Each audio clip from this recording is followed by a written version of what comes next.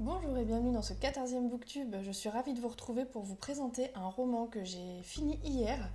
C'est une enquête policière fantastique d'un auteur que je vous ai déjà présenté il y a quelques jours, qui s'appelle Jean-Luc André Daciano. Ça s'appelle Tamanoir, comme l'animal.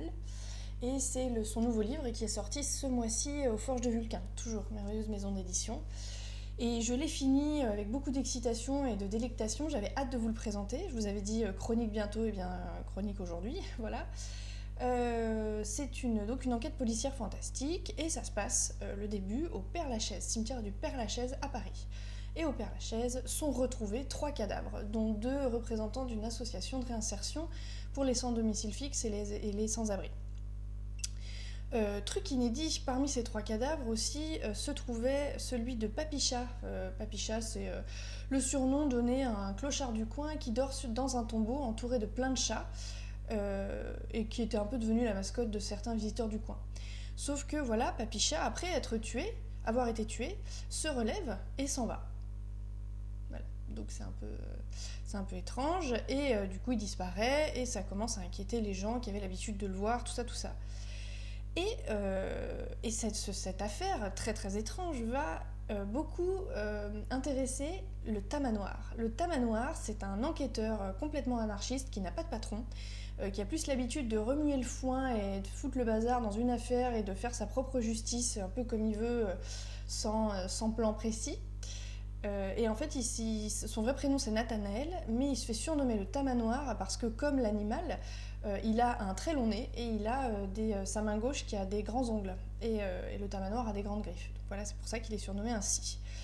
Donc le Tamanoir va essayer d'enquêter, va aller voir, recoller des bouts, élucider le mystère. Et le moins qu'on puisse dire, c'est qu'il va se frotter à des situations qu'il n'avait pas prévues. Des situations tout aussi carnavalesques et burlesques les unes que les autres, et voilà, qui sont hors du temps et de la réalité parfois.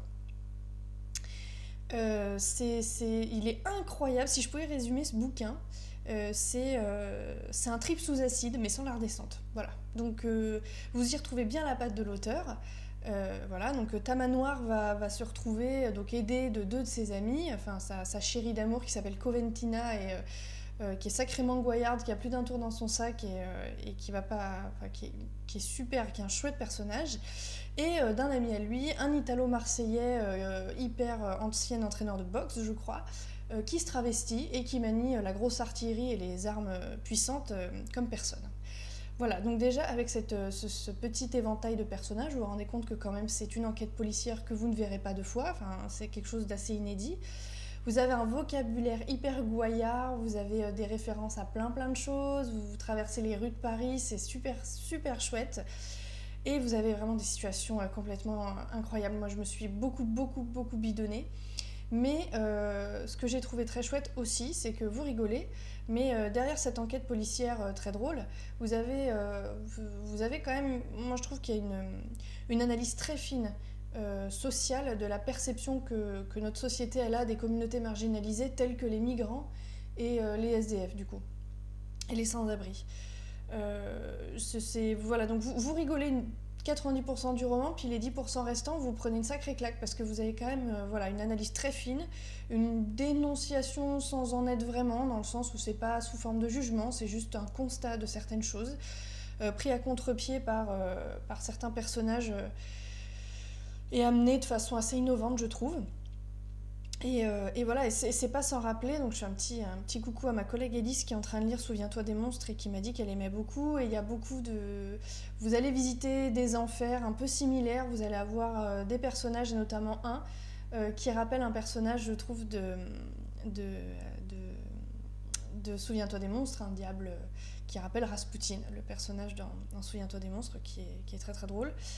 Et voilà, donc c'est une fable fantastique, une enquête policière qui est très accessible, très courte comme vous le voyez, mais qui n'est pas dénuée d'un petit côté voilà, satirique sur comment aujourd'hui on perçoit les communautés marginalisées, les migrants, comment on s'en occupe, qu'est-ce que ça va devenir, comment il y a un système qui se met en place. Voilà, donc C'est au-delà de ça, c'est fait de façon très subtile et c'est pas du tout moralisateur, mais c'est quand même, ça fait apprécier l'homme encore plus que l'auteur. Enfin, je trouve que vraiment c'est super, ça m'a vraiment conforté dans la lecture que j'avais déjà eue.